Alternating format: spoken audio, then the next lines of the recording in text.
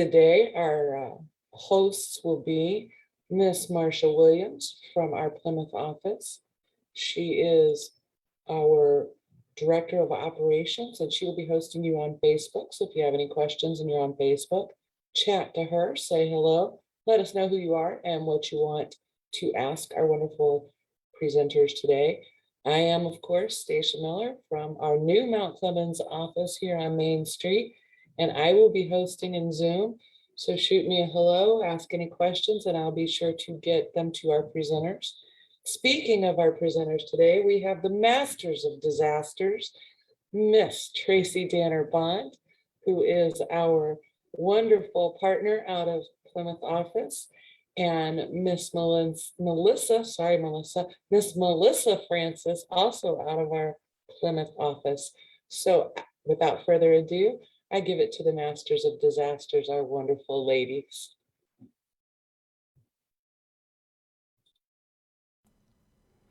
Good afternoon, and thanks for joining us today. We greatly appreciate you joining us and for your support. Today we again are going to talk about the Surfside disaster and how you can be prepared in the wake of that disaster with your own association.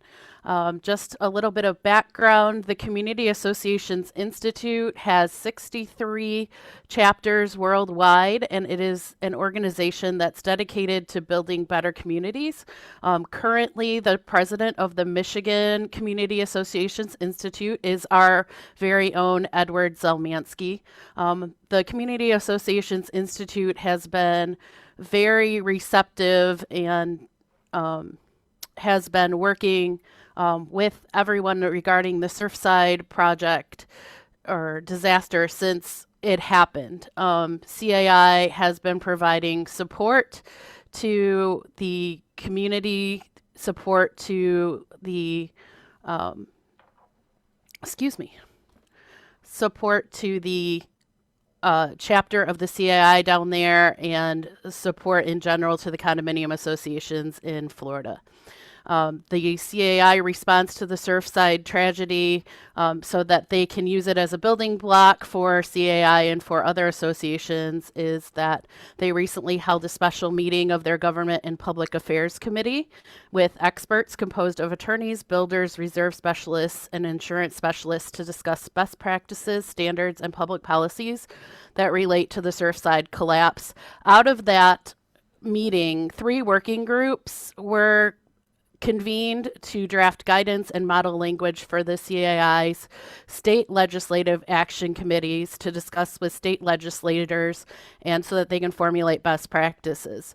The 3 committees are the Building Inspections and Maintenance Committee, the Reserve Study Planning and Funding Committee, and the Insurance and Risk Committee. And our very own Gregory Fiorito will be sitting on the Reserve Study Planning and Funding Committee, and they are actually having their first meeting tomorrow.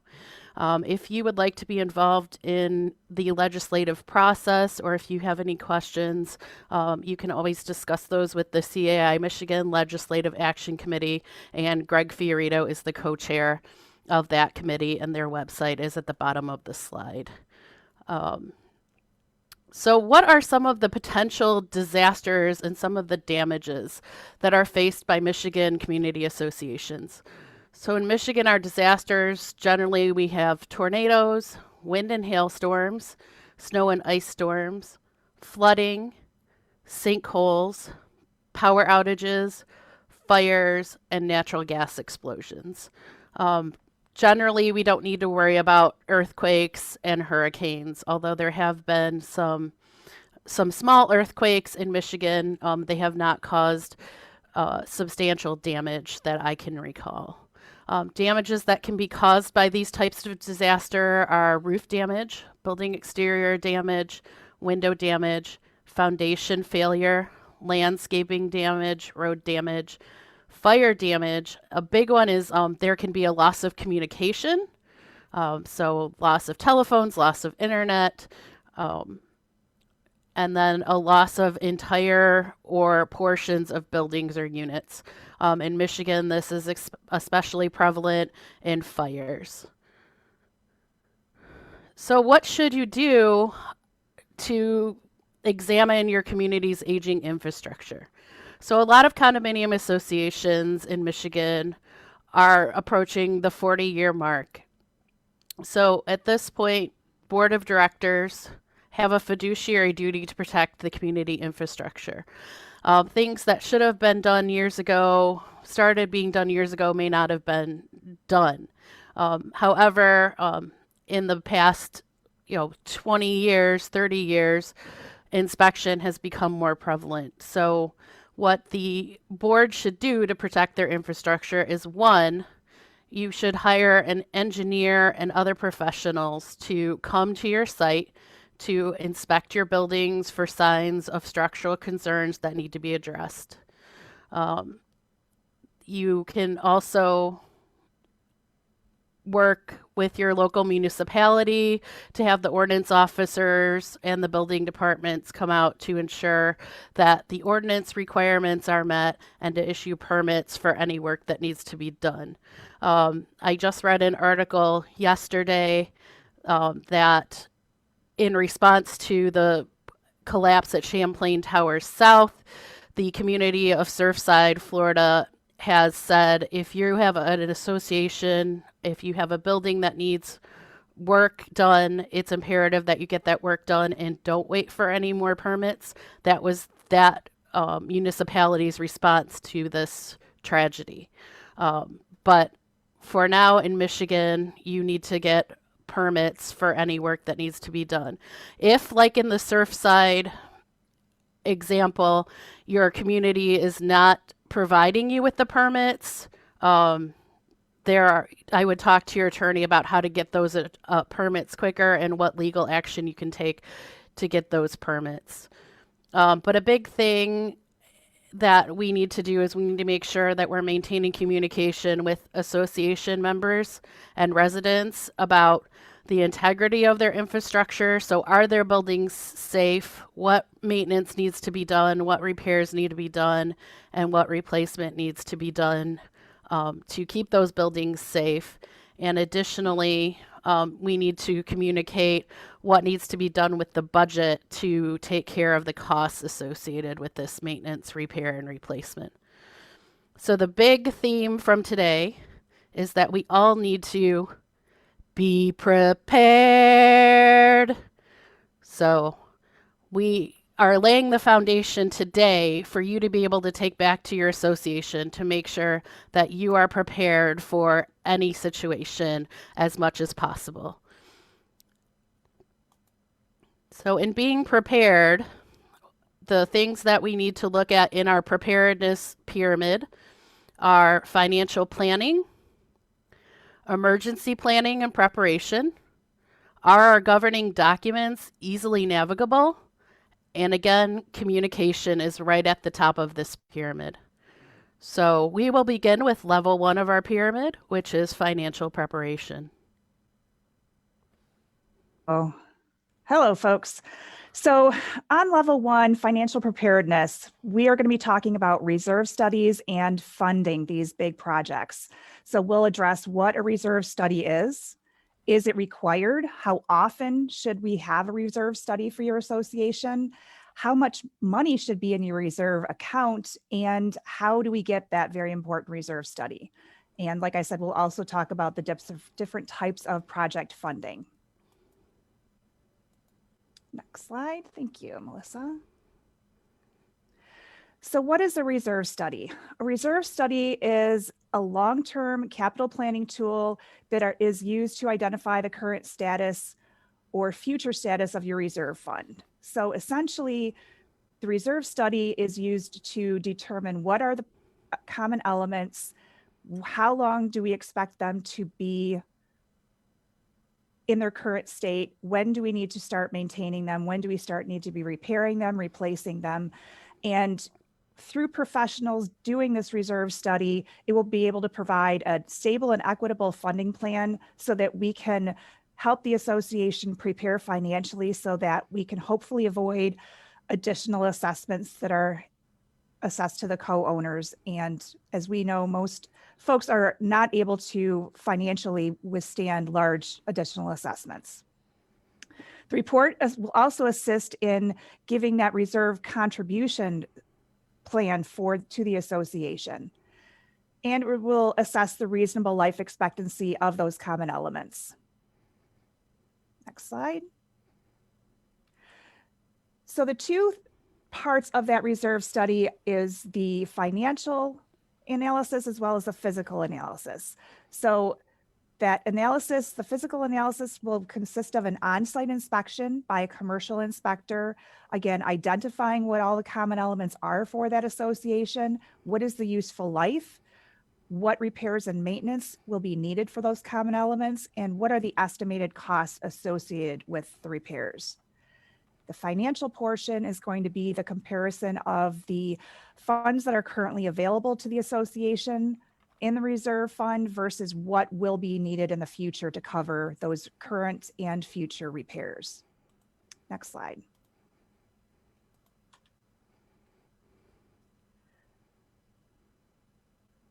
Hang on one second, thank you. Is a reserve study required? Currently, only 9 states require a reserve study. Michigan is not one of them.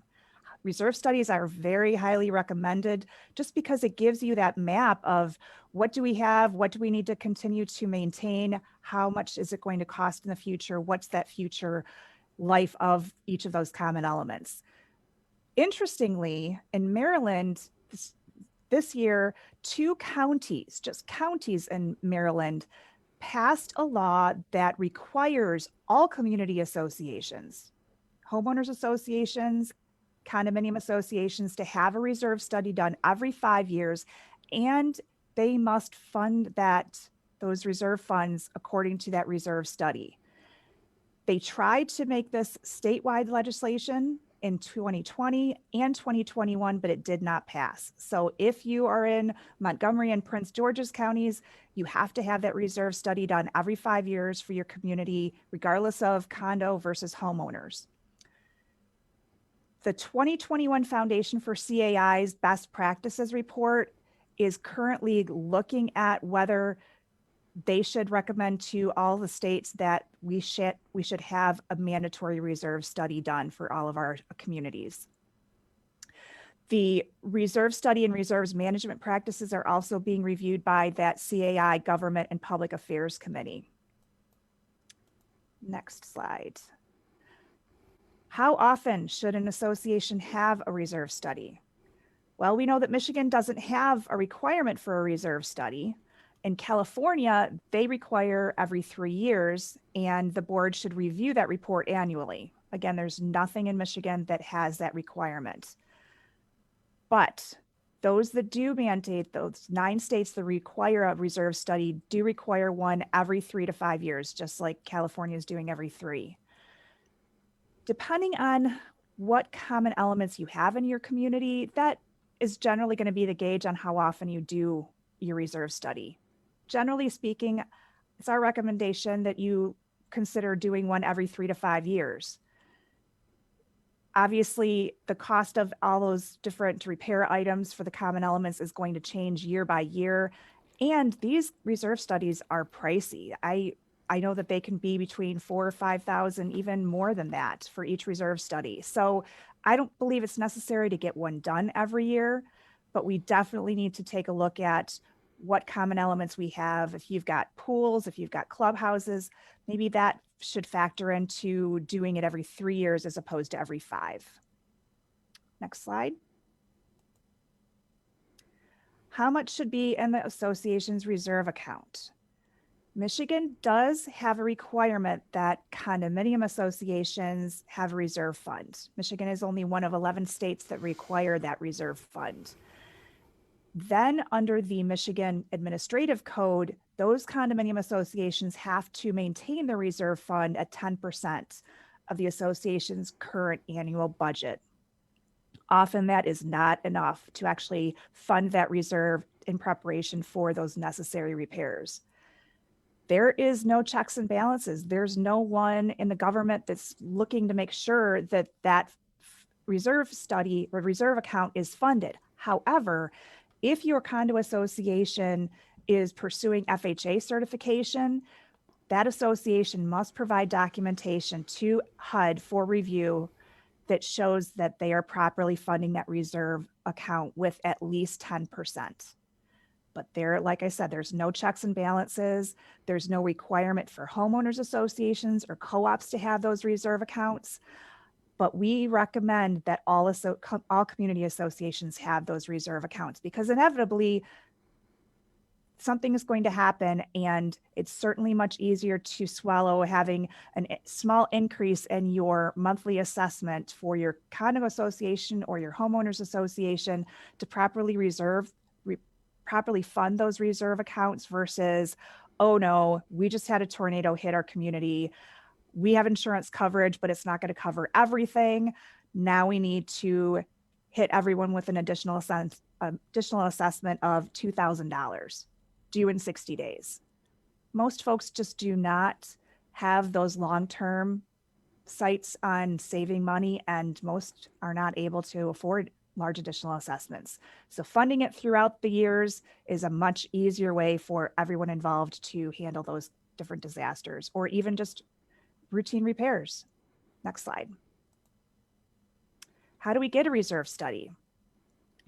There are multiple companies out there that do specialize in preparing reserve studies. We have 4 different association reserve study companies that are listed. Check with your property manager, check with your attorney. They can help you find names of other community association reserve study companies. Next slide. Project funding. Okay, we talked about additional assessments. Say your reserve funds are not sufficient to handle whatever emergency you have. Major water repair, water damage, flooding, whatever that disaster might be.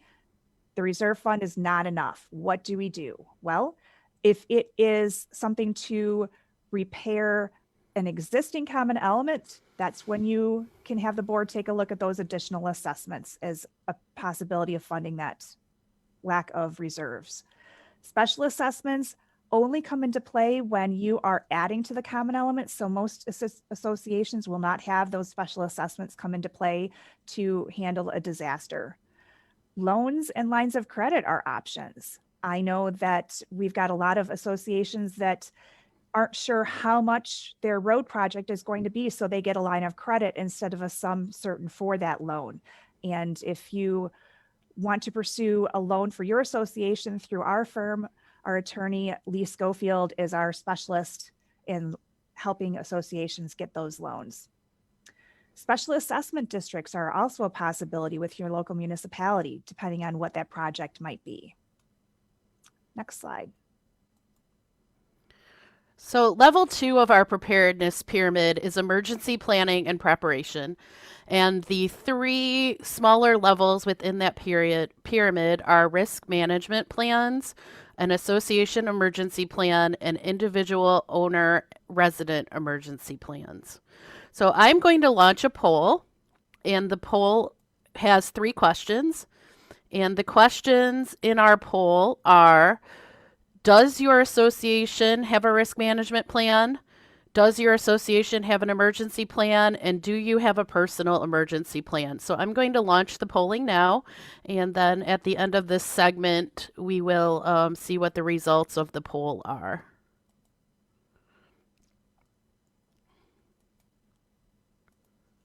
So risk management planning. Why should an association establish a risk management program?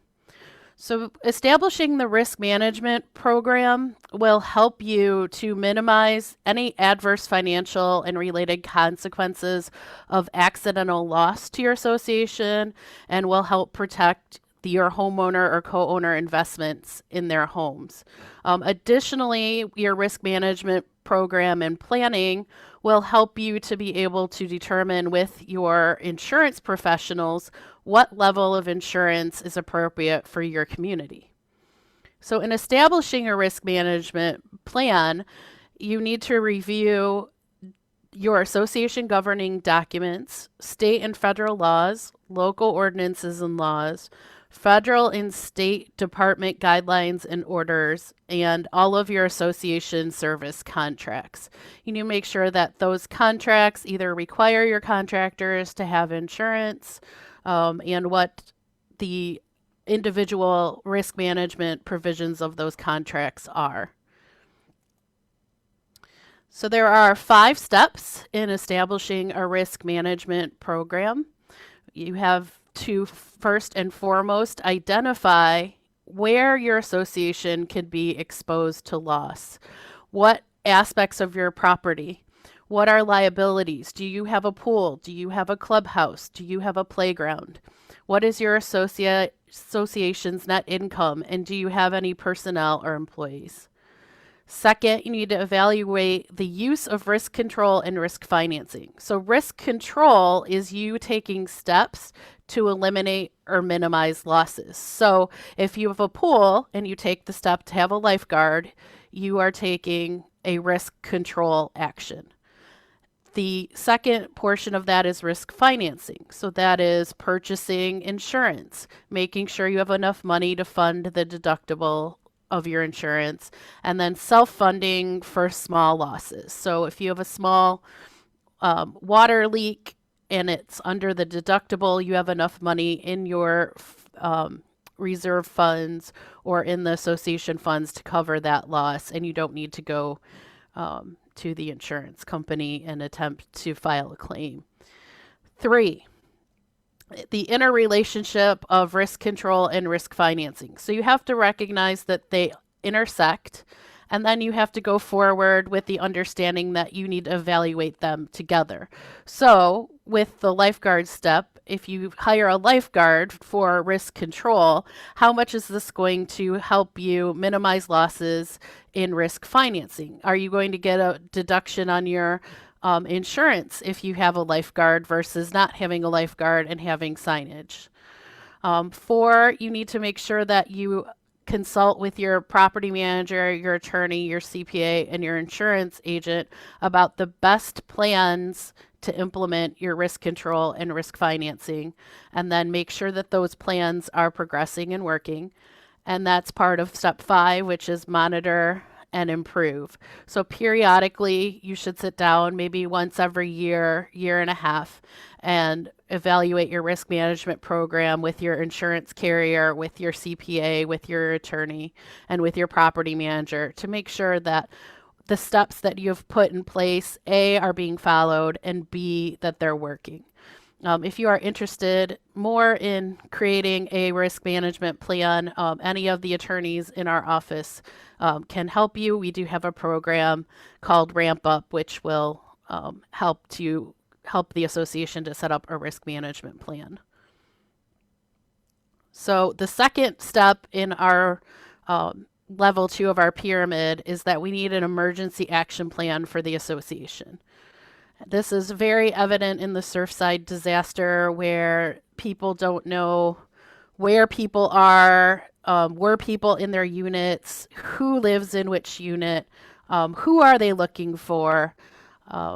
So if we have a written out emergency action plan and everyone in the association is aware of what that emergency action plan is, then if there is a major disaster, we have a better chance of being able to control certain factors of that disaster and to be able to identify which co-owners are where. So the very first and big base part of your emergency action plan is that you need to make sure that you have an updated roster of all of the owners or co-owners in your association. And if there are renters in your association, all of the renters in your association. So you need names, phone numbers, which home they live in, if they have any pets, etc.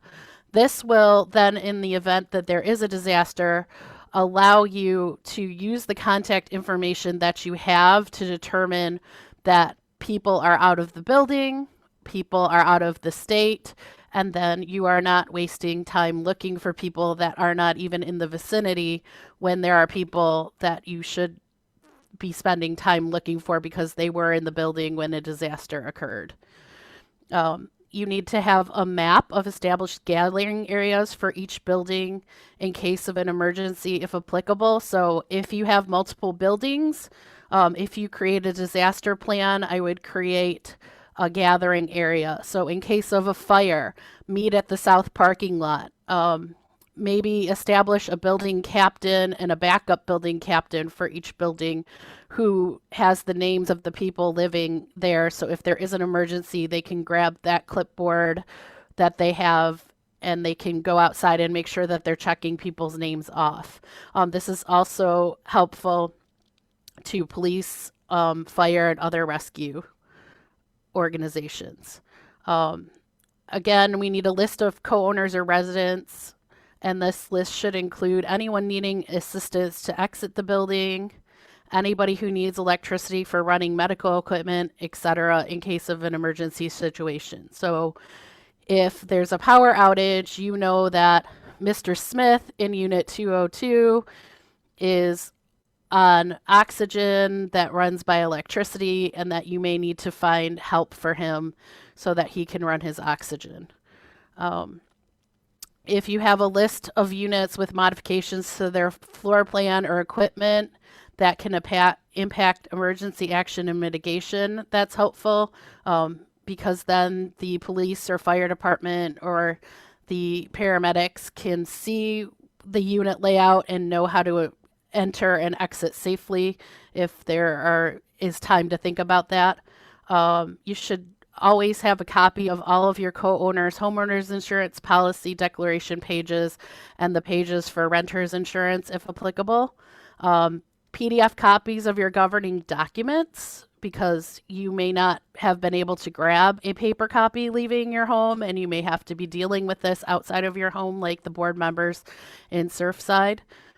Floor plans showing a standard unit, which has the building size, the number of units, the square feet, and the stories. And then we need to have a floor plan which identifies your critical building systems. So where are utility shutoffs? If there's a fire, where are additional water hookups? Where are there emergency access points? Then you also should have an external contacts list of your electrician, your plumber, your HVAC contractor, a roofer, and a restoration company, because you won't necessarily have grabbed that before you left your unit. If your property manager keeps that, then you know who to call, or they know who to call to perform work, or if they have questions about those systems. Again, keep an internal contacts list of your property manager, your board members, and your maintenance staff. A utilities contacts list. So where do we call if we need the gas shut off because there's a fire? What if the fire hydrant isn't working? How can we get a hold of the water department quickly? Electric, again, if there's a fire and there's a sparking electrical line, who do you call? And then the cable and internet. And then also, very importantly, make sure that you have the association, insurance company, and agent information. So while the association may have an emergency plan, it's also very important for each individual co-owner to have an emergency plan.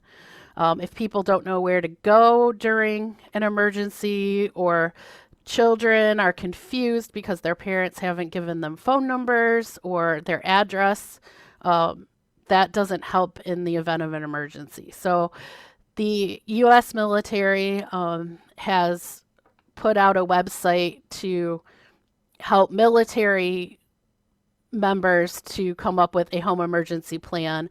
And these are the things that they highly recommend that you include in your emergency plan. Phone numbers. So make sure in your binder with your emergency plan, you have the number of the police, the fire, the poison control, the kids' school, work, childcare, and any important relatives. They also recommend that you post those in a central place. So if there's an emergency in the home, your children know where to go. In an emergency, we know that people panic. So on that list with your important phone numbers, list the address of the home for quick reference so that you can just glance up and give the emergency responders your address and they know where to find you. Do we know what the escape routes are from each room of your home? So in my house, in my condo, I live on the second floor. And one of my main escape routes would be to go out on the balcony and jump. And then I only have 2 other windows. So aside from walking out the door into the hallway, those are my only exits. So you need to make sure that each member of your home knows what the emergency escape routes are. I know when I was growing up, my parents had an emergency plan where each one of them would come and get each one of us, and then we would leave together. And then we would go to one of our meeting spots, and the military recommends that you choose 3 meeting spots. So one near your house, one outside of your neighborhood, and one out of town location in case you need to evacuate. So if there's a fire and you tell the kids, meet us by the tree, then everybody knows they can meet by the tree. If it's impossible to get to the tree, then we can go to the second meeting place that may be down the street or in the next neighborhood.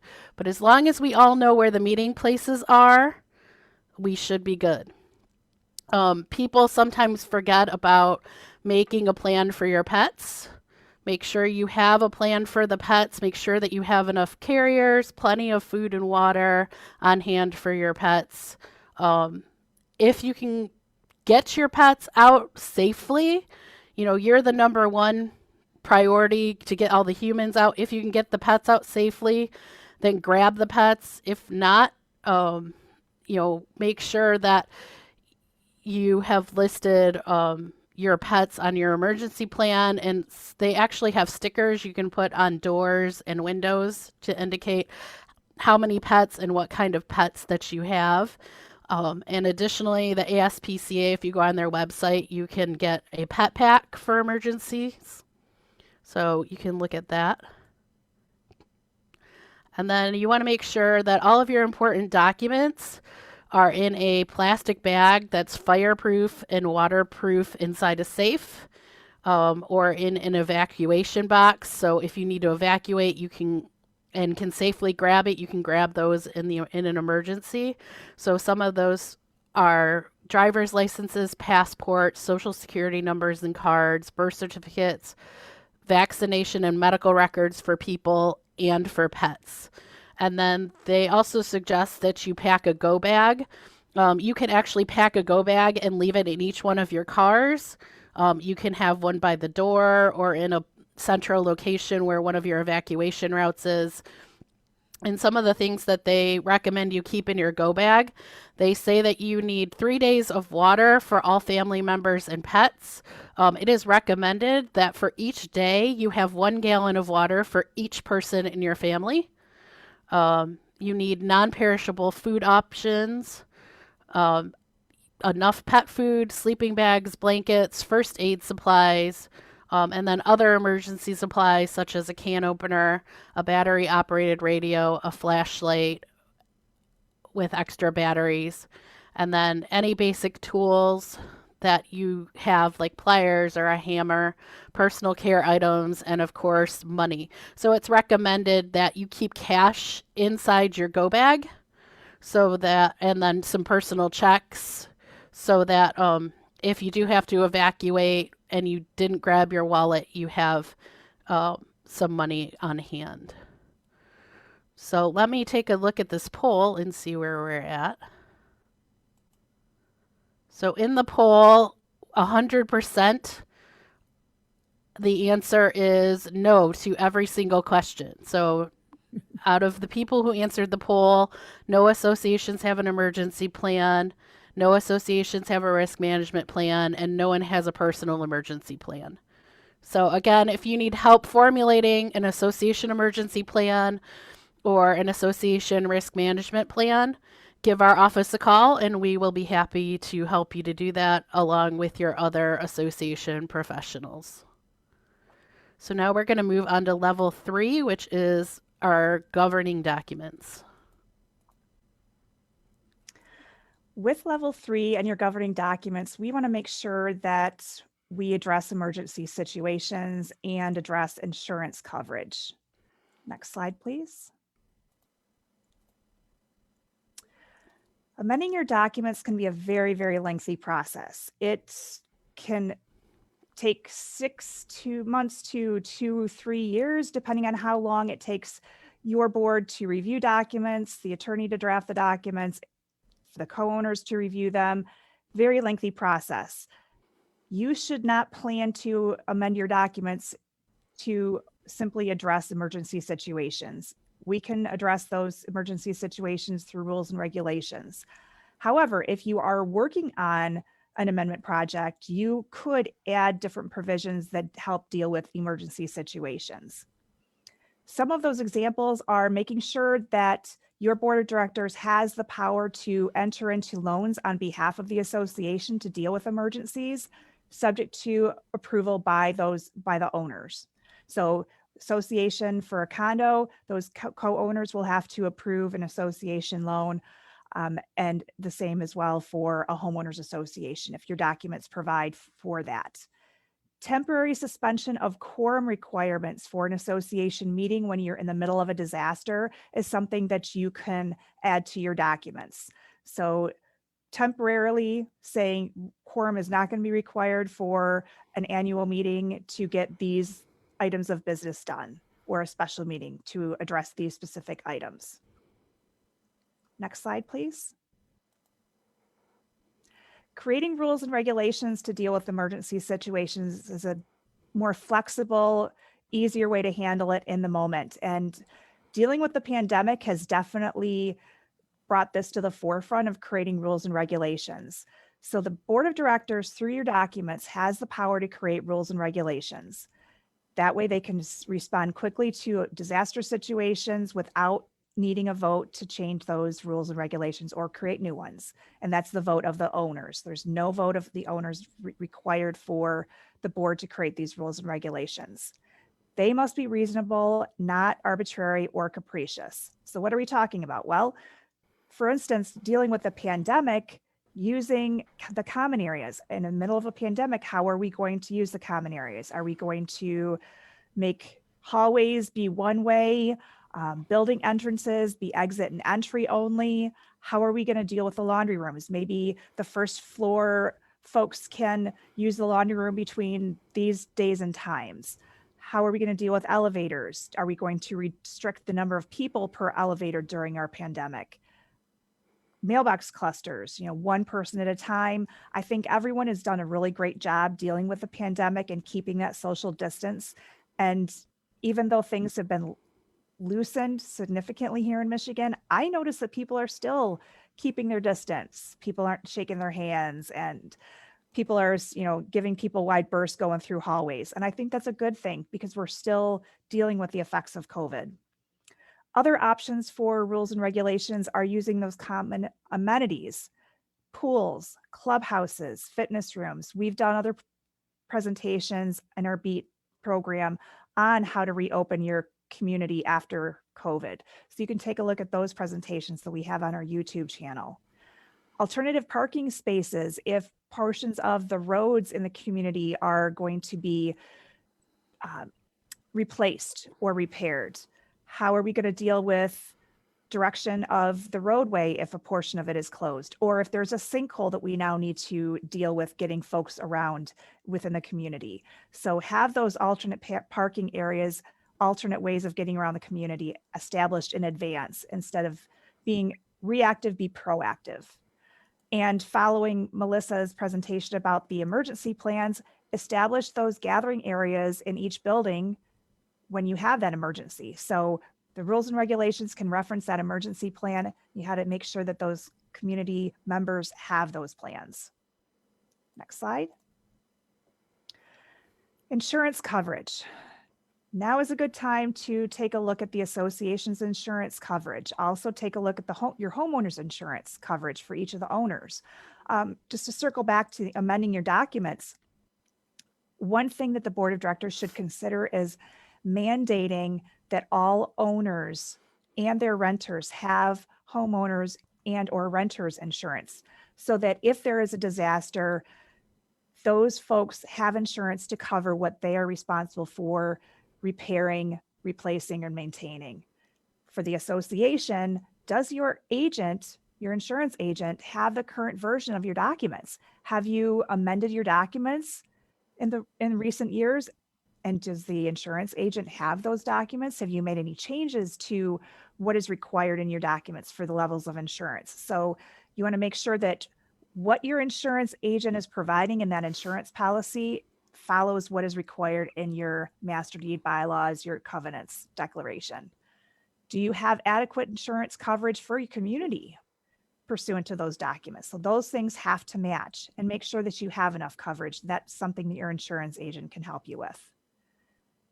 Adequate protection for especially disasters that could happen, fires, flood, water damage. As communities age, do we need to adjust those levels of insurance?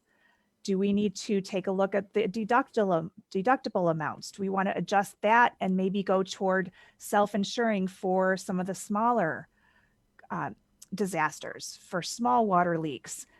Or do we want to increase that, reduce that deductible or increase it? So talk to your insurance agent about those situations. All of our attorneys here at our office are happy to help you work through those issues. We recommend that all claims that the association has work side by side with our office as the attorney for the association to make sure that everyone is on the same page and understands what level of coverage is for the association and what level of coverage or repair responsibility is on the co-owner. Next slide. And then we get to our fourth level of our preparedness pyramid, which is communication. So I have a triangle on the slide, and the triangle is our communication triangle. So everyone in this triangle should be talking to everyone else in this triangle. The association board should be talking to the owners and the property manager. The property manager should be talking to the board and the owners should be communicating to the board and the property manager. If owners see something that they're concerned about in the building structure, they should report it. Don't just say, oh yeah, that beam looks kind of wonky. Yeah, okay, I don't feel like doing anything about it. So if you see something, say something. It never hurts to just say, hey, I saw this. I don't know if it's a problem. Maybe we should take a look at it. So the board, the owners, and the property manager should all be keeping their eyes open on the building and all communicating back and forth. So some examples of what things we should communicate are the association's emergency plan. Once you guys put an emergency plan in place, the basics of that emergency plan should be communicated in writing to the owner so that they have a copy of that. If any infrastructure concerns are in your association, you should let the co-owners know. If there are insurance requirements for your co-owners, make sure everybody knows what those insurance requirements are and that everyone has insurance. And the way that you can verify that people have insurance is ask for a copy of their homeowners insurance policy, if that's a requirement of your condominium documents. Any budgetary concerns, if you're going to have any inspections, make sure that people know the times and dates of those inspections. Even if they're just outside inspections, the inspectors may be taking photographs of your buildings and people may be concerned that they don't know who this person is and this person's taking photos of the building. So just make sure that you let people know, hey, the inspector for the gutters will be on site on Tuesday, July 23rd, and will be here between these times and may take pictures. If there are any results of those inspections that need to be communicated, like any projects that they will be breeding, then you should make sure that you communicate those to your co-owners. And then if you have any regular maintenance schedules, make sure that those are reported to the co-owners as well.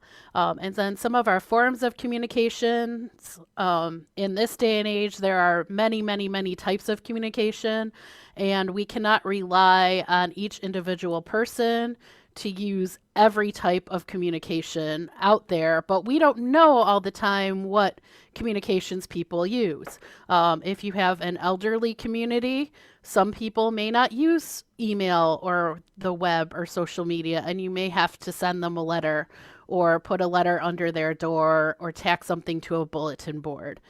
Be cognizant of who is in your community. So we have newsletters, email, website, social media, regular letters, a bulletin board, signs. If you have a smaller community, a phone tree would work. If you have a really big community, it may not work because people may not be able to participate or may think it's a very antiquated thing. But, especially if there's an emergency situation, if you have a small enough community, a phone tree or a text tree might be perfect. I'd have to look to see if there is a equivalent to the Remind app that lots of nonprofits and schools use for communication, but that app you can set it to send a message and it'll send a message to everyone. So you can look at, if you do have people that use text, you can look at some of these texting apps. So, if anyone has any questions. I just want to add one thing before we move to the question and answer. I wanted to provide an update. There was an article yesterday that Great American Insurance Company announced its decision on the Surfside case for insurance. It's decided that it would pay its full policy limits for the association insurance coverage, plus additional coverage totaling more than $30 million on that Champlain Towers South claim. And I know that one of the things that associations get frustrated with all the time is how long it takes insurance companies to make those decisions. This was 22 days, which is amazing. So good for you, Great American Insurance Company, for making that call so quickly. So just wanted to update everyone on that insurance claim in Florida.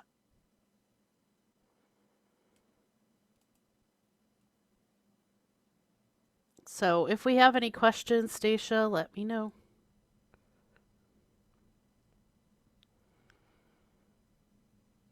Stacia is currently muted.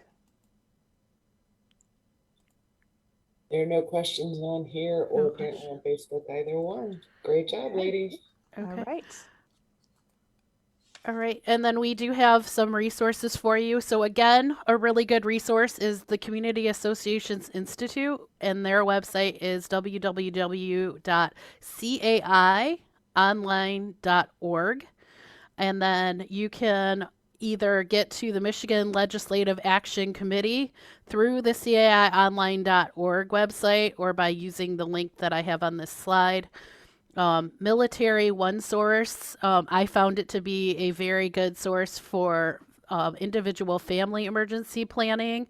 And then also we found that Michigan State Police has published the Michigan Family Preparedness Guide. It actually has some worksheets for emergency planning in it, which I found to be very helpful. So if you don't have a family emergency plan, you guys need to look at doing that, as well as the association risk management and emergency plans.